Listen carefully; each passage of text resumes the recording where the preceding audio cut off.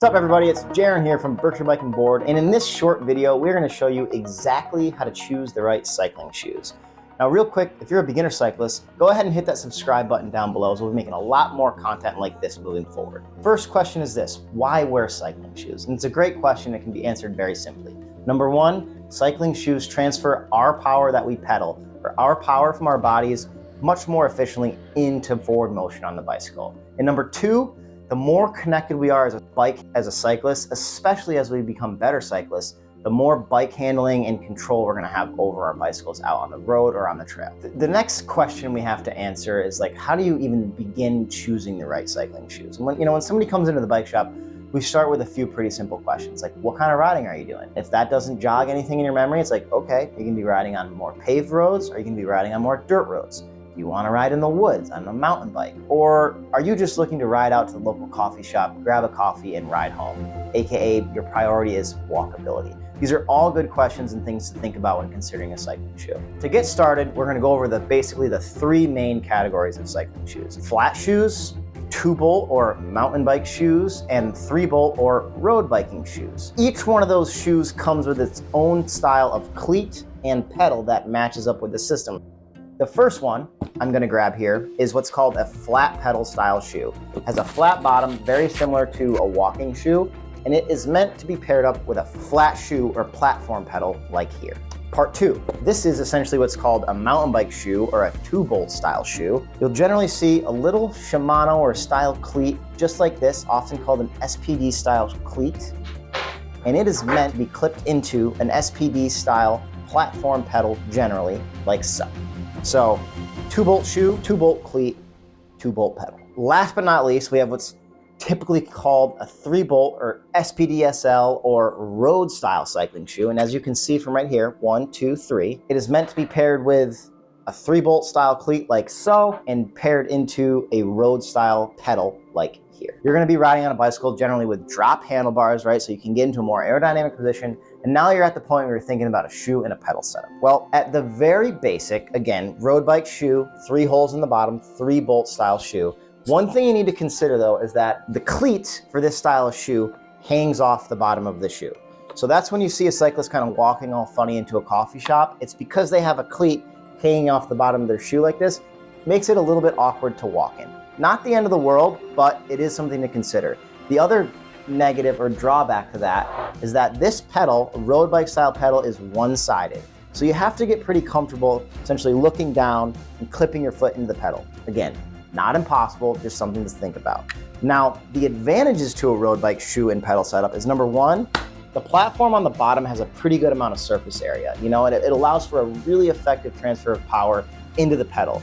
The other thing is, because it has such a big surface area, your foot feels really stable if you're clipped into a road bike style pedal.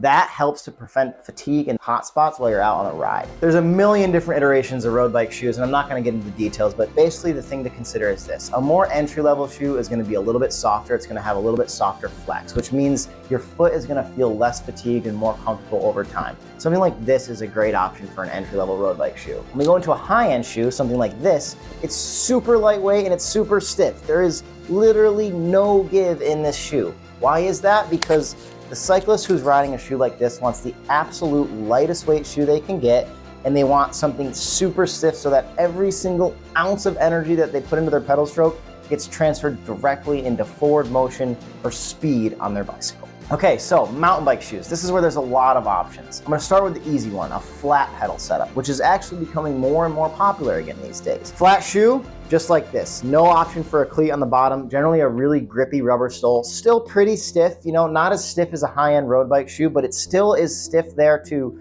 transfer power as well as to protect your foot. Common pedal setup, again, platform pedal, something like this. It's double-sided, it works on both sides. It provides a nice contact patch for your shoe on the pedal and generally offers a lot of comfort while out riding on the bicycle. Couple of major benefits to this, especially if you're a mountain biker, is that you can get off, you can walk around the trail very comfortably. They generally have pretty good traction, so you can walk up and down rocks as you're looking at that new feature. And if you're building trails, these will provide comfort out in the woods all day long. Second style of mountain bike shoe is a shoe like this. This is a Shimano M502 shoe, I believe, and it's essentially a middle of the road, kind of like do everything mountain bike shoe. So There is a spot on the bottom for a 2-bolt cleat, which is this little guy right there. And essentially this setup pairs into a cleat like this setup pairs into a pedal like this. Now, this is the actual part where you clip into, but there's a little platform around it that adds for some stability when out on your bicycle. If you're standing up, it's nice because the sides of the shoe kind of fit really nicely on the pedal. So there still feels like there's a pretty good platform underneath you, but you're clipped in. So you're gonna be really connected to the bike. The other thing that is really important to mention is that this cleat right here essentially fits right into the bottom of the shoe like that. It's recessed inside of the shoe. So even though there's a cleat on the bottom of the shoe, you walk around, you'll never notice that there's a cleat on the bottom of the shoe. You walk around like normal, which is really nice. So again, do everything mountain bike shoe. And then we go into like a high-end mountain bike race style shoe, which is commonly being used for gravel, but I'm not gonna talk about that quite yet. What's the difference here? Again, this thing is super stiff.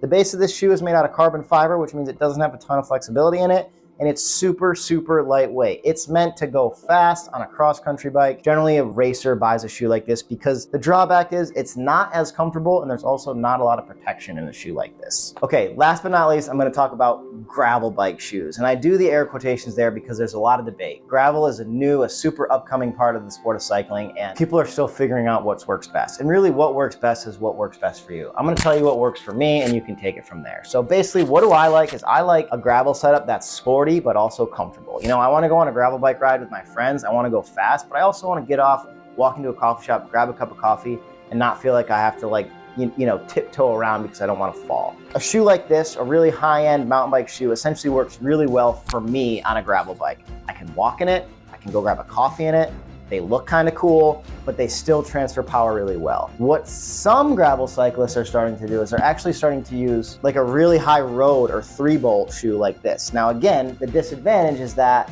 this shoe may transfer power a little bit better and is gonna have a wider surface area for the cleat to clip into my foot, but the cleat is gonna hang off the bottom of my foot. So as soon as I wanna go grab a coffee or hang out with everybody after the group ride, I'm walking around like a weirdo. And for me, the positives of that don't outweigh the negatives. So gravel, pick your own poison, essentially.